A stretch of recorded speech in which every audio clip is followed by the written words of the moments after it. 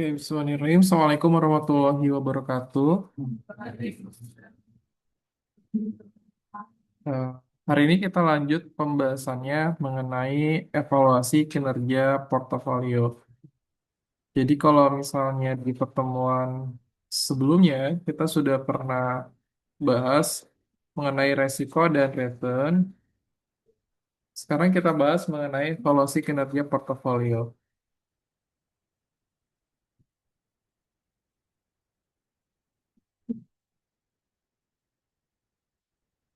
Nah, apa tujuannya? Kita melakukan evaluasi kinerja portofolio. Ada dua tujuan utama.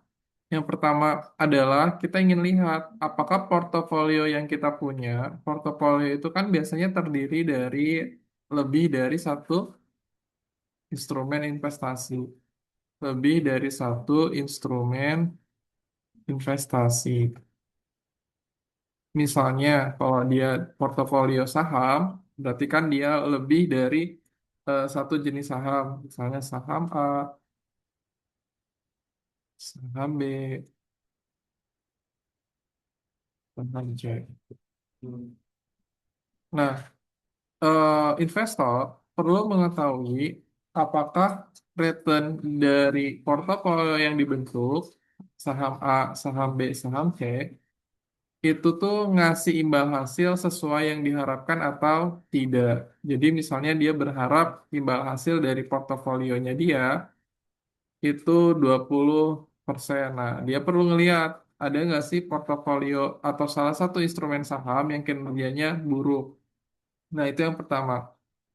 Yang kedua, yang tadi kan ini berkaitan dengan, yang pertama ini berkaitan dengan returnnya atau imbal hasil. Yang kedua berkaitan dengan resiko. Ada nggak sih saham yang pada saat kondisi dulu dibeli itu nggak terlalu beresiko sebenarnya. Nah, tapi ternyata kalau sekarang, ternyata jadi saham yang udah banyak ditinggalin.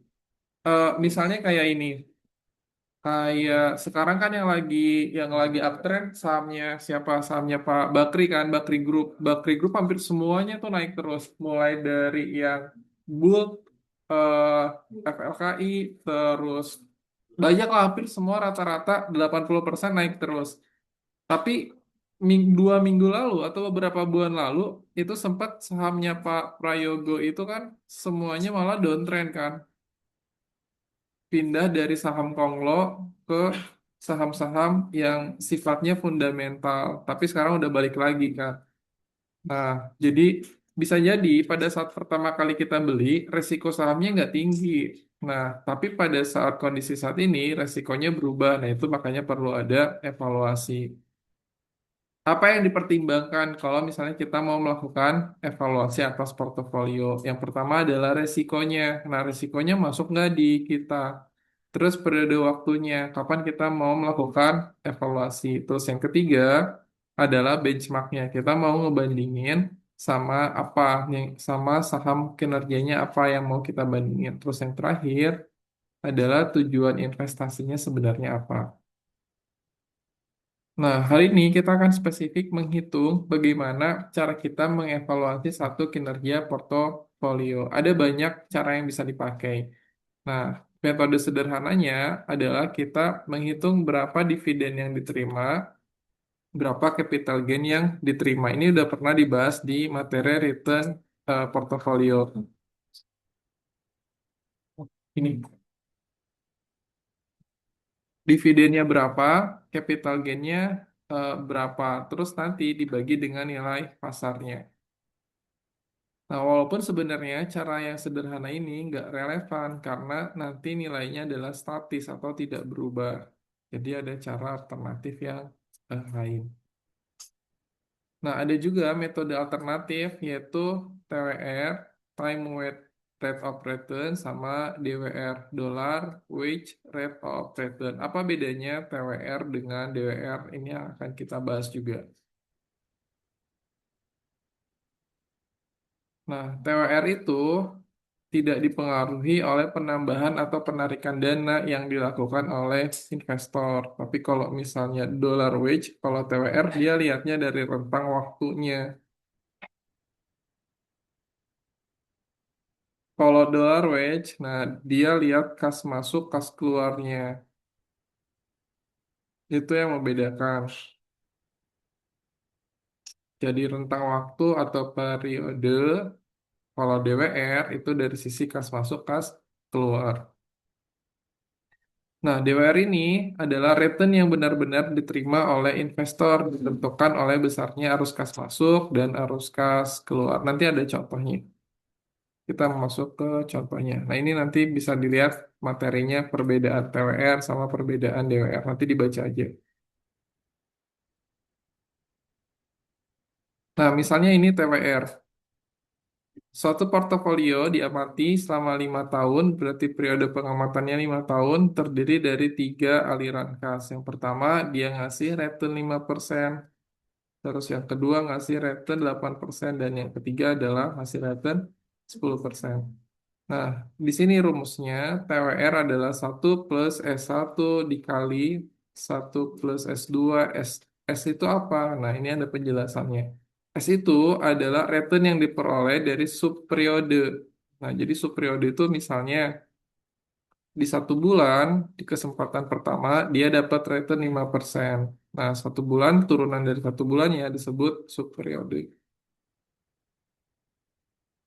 Nah, berarti sederhananya S1 ini adalah return pertama, S2 ini adalah return kedua. Berarti tinggal dimasukin aja angkanya 1 plus ini 5% tadi dikali 1 plus 8% ditambah 1 plus 10% dikurangi 1,0 ini kan, dikurangi 1,0. SN itu adalah dia sampai berapa kali returnnya gitu.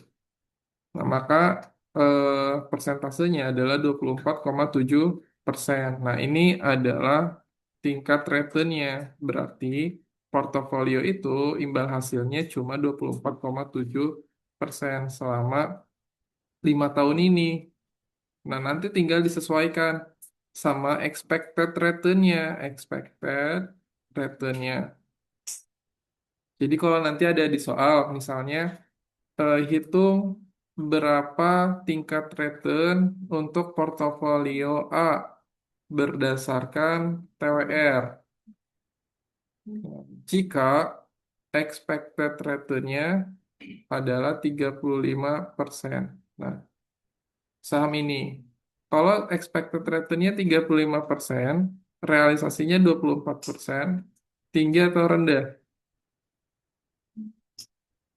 Nah, dibandingkannya dengan ini, dengan expected return. Kita berharap dapat investasi imbal hasil itu 35% dari portofolio ini. Ternyata cuma 24%. Maka perlu ada evaluasi atau enggak? Perlu. Nah, nanti pertanyaannya seperti itu. Perlu adanya evaluasi portofolio. Gitu. Nah, itu TWR. Jadi, tadi sesuai yang dijelasin, TWR itu dia nggak lihat kas masuk kas keluarnya. Dia cuma lihat aliran waktunya. Di sepanjang 5 tahun ini, dia dapat berapa persen imbal hasilnya. Nah, itu TWR. Yang kedua adalah DWR. Nah, DWR ini rumusnya adalah sigma DT. DT ini adalah penambahan dana pada saat waktu T, tambahan dana, dibagi 1 plus R. R ini adalah tingkat suku bunga. Pangkat T, T-nya itu adalah tahun. Nah, terus UE yang ini adalah penarikan dana ditambah nanti nilai akhir portofolionya berapa. Ini nanti detailnya bisa lihat aja nanti di bagian. Nah, ini ada contoh soal. Seorang ibu itu investasi awalnya 100 juta pada periode pertama. Nah, ketika dia membeli satu portofolio saham pada akhir periode pertama, dapat dividen 7 juta. Berarti ini adalah kas masuk pertama. Pada akhir periode menjual portofolionya. Nah, harganya naik. Awalnya kan 100 jadi 120. Ini kas kedua. Jadi, kalau DWR dilihat dari rentang arus kasnya, ini nol tuh pada saat awal kan. Pada saat awal, kenapa minus? Karena dia keluar uang kan untuk investasi. Yang pertama, periode pertama itu dapat dari dividen 7 juta. Periode kedua itu dapat dari jual sahamnya. Nah, bagaimana menghitung DWR-nya?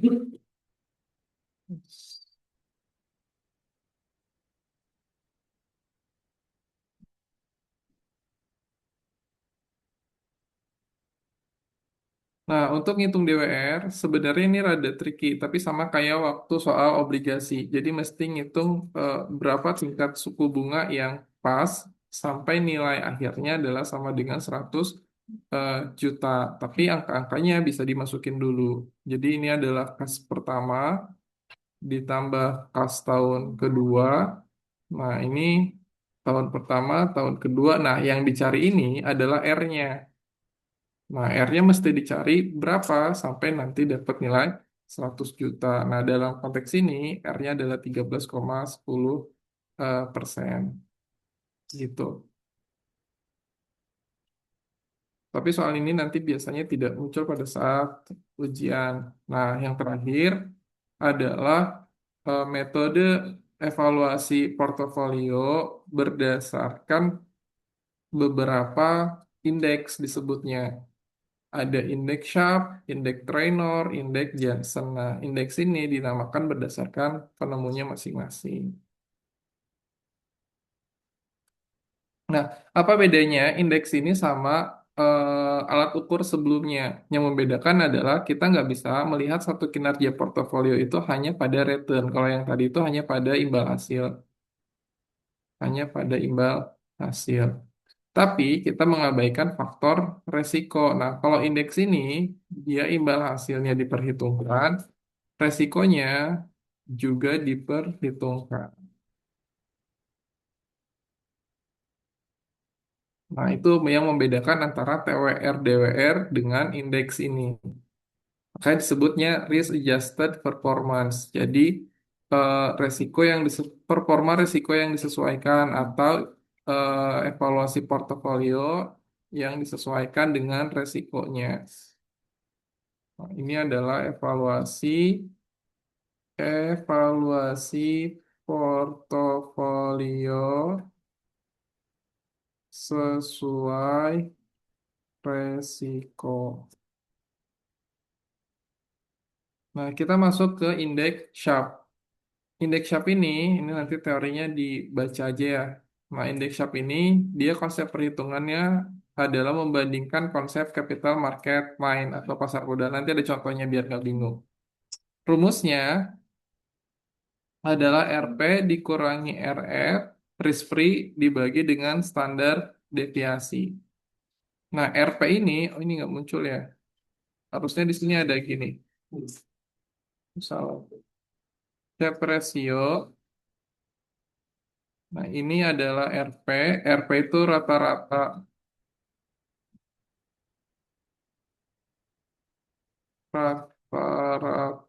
tingkat return. Sorry, sebentar. Ini eh, rata-rata tingkat enggak. Ini RF, rata-rata tingkat benar. Ini standar P, ini S,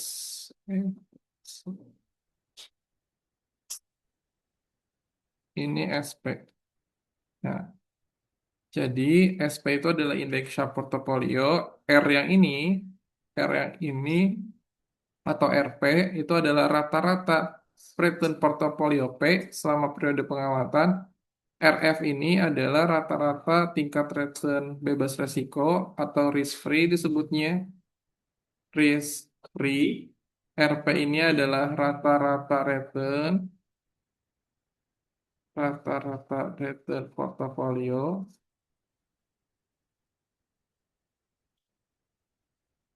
Ini adalah standar deviasi return.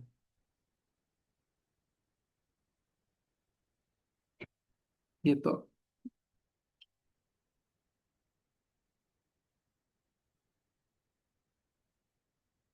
Nah, ini nanti, ini kayaknya di PPT-nya hilang, tapi nanti jadi dicatat aja kayak gini. Ini yang RP, ini yang RF, ini yang standar deviasi. Nah, misalnya gini, kita dikasih data, ada portofolio, ada A, ada C, ada B, ada C, ada D, terus ada market, ini pasar itu adalah market. Kalau kita nyebutnya berarti IHSG-nya. Nah, ini adalah risk free. Return rata-rata saham A itu adalah 10%, standar deviasinya 15%, betanya 0,5. Saham B 12,3, standar deviasinya 9,5, betanya 1,5. C-nya 12,5, standar deviasinya 13, dan seterusnya.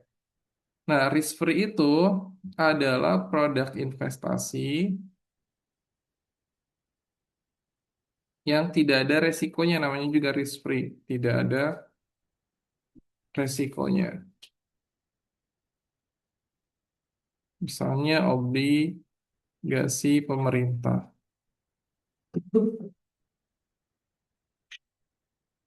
Nah, kalau misalnya dihitung berdasarkan rumus ini, nilainya adalah ini.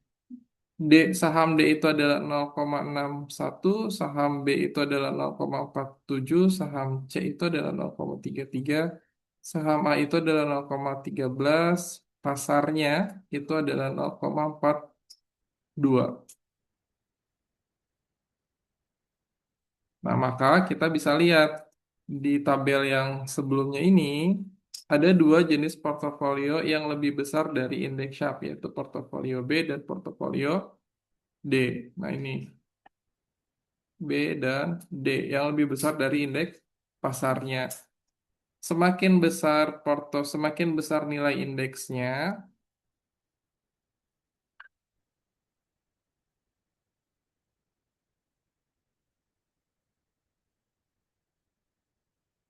maka semakin bagus kinerjanya gitu.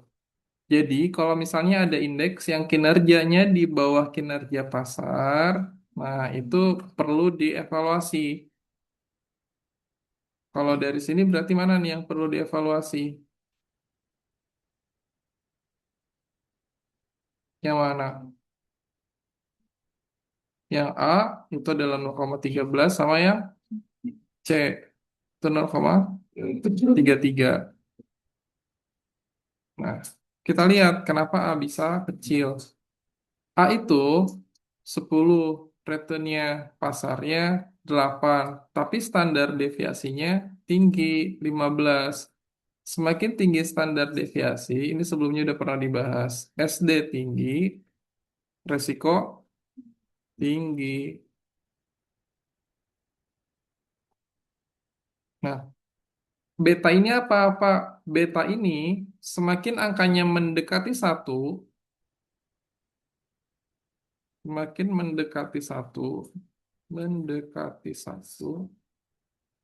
maka pergerakan harga saham bersangkutan, pergerakan harga saham bersangkutan mengikuti pergerakan pasar.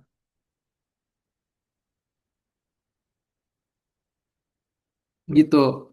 Jadi misalnya gini, pasar yang ini nih, pasar yang ini, returnnya naik satu, jadi 14. Nah ini dia juga akan naik satu. Kalau misalnya angka betanya adalah satu, dia juga naik satu, jadi 11. Tapi kalau pasar turun satu, dia juga naik satu. Kalau betanya 0,5, berarti ketika pasarnya naik satu, dia cuma naik 0,5. Ketika pasarnya turun satu, dia cuma turun 0,5 gitu. Nah, nanti biasanya diminta untuk menggambar kurva. Nah, caranya adalah pertama sumbu di atasnya adalah return, sumbu di bawahnya adalah standar deviasinya. Ini misalnya kita gambar kurva gitu ya.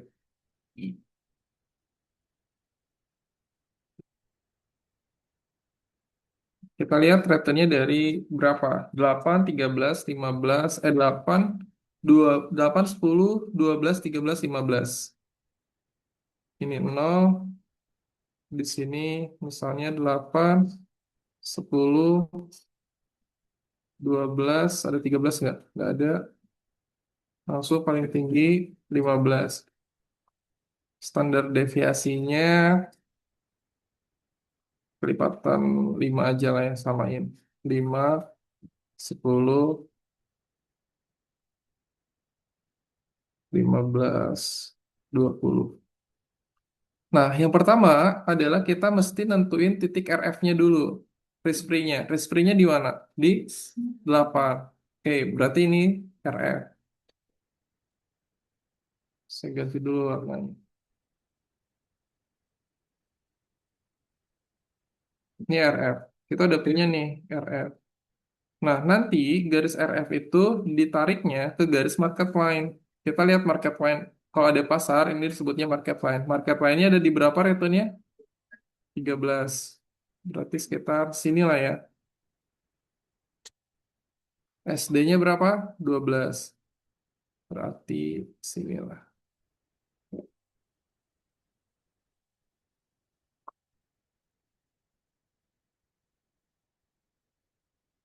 Berarti kan titiknya ini kan. Nah, ini adalah market line. RF-nya ditarik ke market line. Tuh, nggak lurus lagi. Nggak ada penggaris ini.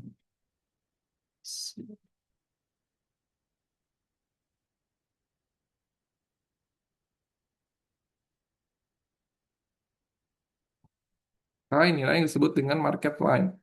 Nah, nanti untuk yang kinerjanya di bawah market line itu perlu dievaluasi. Kinerjanya di atas market line itu performanya sudah baik. Kita lihat, coba misalnya kita masukin yang hapus dulu. Yang A. A itu returnnya berapa? 10. Ininya 15. 10, 15. Sini kan?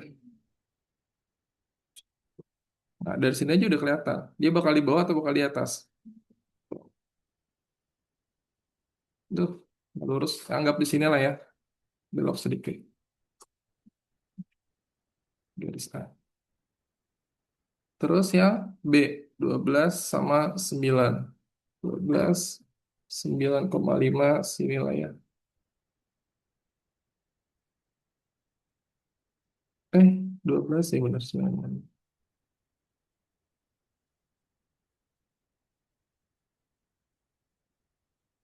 Nanti kalau ada penggaris pakai penggaris lah ya. Itu lebih lurus. B. Terus C 12,5 sama 13. 12,5, nah ini tipis. 12,5 sama 13.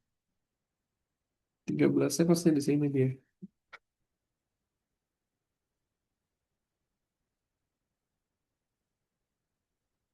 Sininya lah, ini C. Nah, berarti kalau dilihat terakhir lah ada D kan. D-nya 15 sama 15 sama 11 ya. 11, ini tipis-tipis lah. Sini. Ini yang D. Berarti dari market line aja udah kelihatan nih. Yang performanya di bawah yang mana? C sama yang di atas, B sama D. Itu cara bikin garisnya. Nanti RF ini karena dia returnnya 8, standar RF itu returnnya 8, risknya nggak ada, risikonya nggak ada. Kalau risikonya nggak ada, berarti standar deviasinya 0 sebenarnya. Ini mah garis tarik tarik garis lurus aja ke sini. Nah, ini kurva ini kalau ada di titik ini berarti resiko paling rendah. Resiko rendah. Berarti dia yang ada di kurva ini yang resikonya rendah tapi performanya bagus. Nah, gitu cara bikin eh, garisnya. Nah, nanti ini garis ini berlaku untuk indeks-indeks yang lainnya juga. Ini kok pada hilang ya? Nah, selanjutnya kita pindah ke indeks Trainor. Indeks Trainor ini simbolnya adalah TP. Ini ada kayak gini, TP. Ini sama, RP itu adalah return, berarti ini RP, ini RF, ini adalah beta portofolio. Nah, apa yang membedakan? Yang membedakan adalah kalau indeks Sharp itu dia pakainya standar deviasi, kalau indeks ini pakai nilai beta. Kalau indeks trainer dia pakai nilai beta. Ini mana? Ada.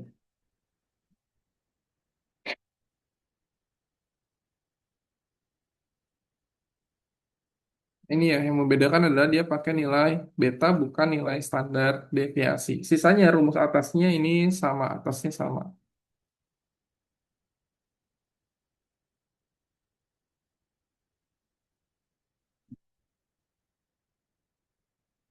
Oke, nah ini indeks Jensen, depannya J, JP, ini adalah RP, ini RM itu adalah return market, ini RF, beta, cuma rumusnya ini totally beda gitu. Nah, ini rumusnya nanti ada contoh soalnya. Ini nanti teorinya dibaca aja biar nanti bisa ngasih kesimpulan. Nah, ini ada contoh soal. Misalnya ada portofolio atas imbal hasil saham A, B, dan C. Ada tiga. Ini satu, dua, tiga. Ini adalah risk eh, marketnya, ISG lah. Marketnya ISG. Ini adalah risk free-nya. Ini periode pengamatannya dari 1 sampai 9. Nah, ini returnnya. Yang pertama 38, ini sempat minus, ini sempat minus. Yang SG juga turun. Nah, berarti kita mesti menghitung rata-ratanya berapa return A. 17,1, 14,5, 13,1. Return RF-nya ada 8,6. Nah, RF itu kan nggak ada standar deviasi, nggak ada beta. RF itu semuanya nol, cuma returnnya aja. Nah, makanya di sini market itu betanya satu. Karena kan market itu sendiri kan. Nah, tadi kan udah dijelasin beta itu apa. Nah, ini standar deviasinya. Sekarang diminta menghitung indeks Sharp-nya. Gimana? Masukin aja angkanya. Berarti rata-rata yang A 17,1 ini dari mana? Dari sini, ya kan? Dikurangi RF. RF-nya yang risk free. Yang mana yang ini? 8,6. Dibagi 28,1. 28,1 ini adalah tadi standar deviasi. Standar deviasinya yang mana? Ini. Standar deviasi A. Gitu. Jadi ini kan mau menghitung indeks Sharp untuk A. Jadi indeks Sharp itu dihitungnya per masing-masing saham. Gitu. Indeks saham A, B, C sama yang market. Nah, di sini berarti yang dibanding market mah buat standarnya kan. Buat standarnya nanti yang dibandingin adalah A, B, dan C. Nah, ke bawahnya juga metodenya sama. Berarti di sini 0,302, 0,299, 0,193. Berarti ini sekitar 30,2%. Ini 29,9, ini 19,3. Nah, marketnya itu 4,5. Nah, nanti kasih penjelasan, karena biasanya di soal diminta kasih penjelasan. Jadi, kalau penjelasannya, kalau dibandingkan dengan kinerja market, portofolio ini udah bagus atau belum? Kalau dibandingin sama kinerja market. Udah kan? Kenapa? Ya, karena lebih tinggi. Tapi kalau misalnya dibandingkan secara personal masing-masing saham, mana yang paling rendah? C. Berarti secara kinerja market sudah eh, baik, tapi kalau misalnya dibandingkan dengan masing-masing saham, mungkin C perlu dievaluasi. Nah, gitu aja. Karena lebih paling rendah berdasarkan indeks Sharp.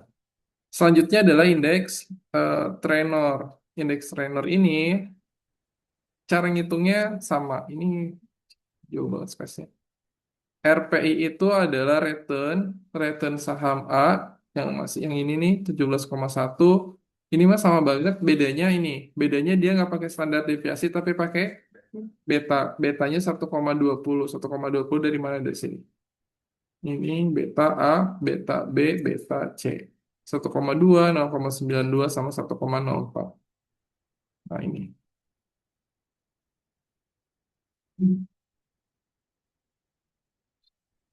Ini. 1,2, 0,92, 1,4.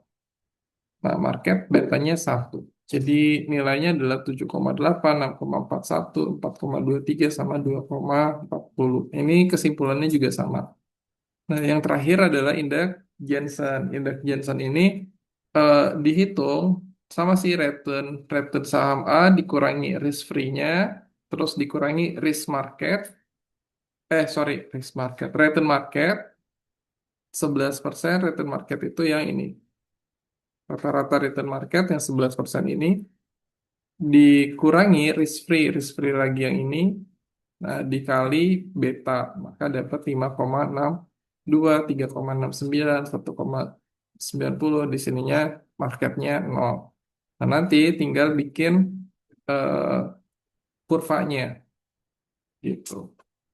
Nah, maka nanti kesimpulannya portofolio A berdasarkan indeks Sharpe yang kinerjanya paling tinggi adalah portofolio A. Kinerja indeks Sharpe-nya 0,3, indeks Trenornya 7,8, indeks Jensennya 5,62, sehingga portofolio B dan C yang perlu dilakukan evaluasi karena lebih rendah. Nah, selanjutnya, selain soal return dan resiko, ada biaya yang mesti kita pertimbangkan kalau misalnya kita mau beli saham, karena nanti ngurangi return juga kan. Yang pertama adalah komisi pembelian saham, komisi jual, terus pajak pertambahan nilai, sama pajak penghasilan. Nah, tuh. Terus sama tambahan sebenarnya ada biaya fee. Kalau gabung ke komunitas, ada komunitas yang ngenain cas untuk misalnya Facebook itu ada biaya komunitas. Itu opsional sih sebenarnya, nggak selalu ada. Biasanya kena tambahan cas.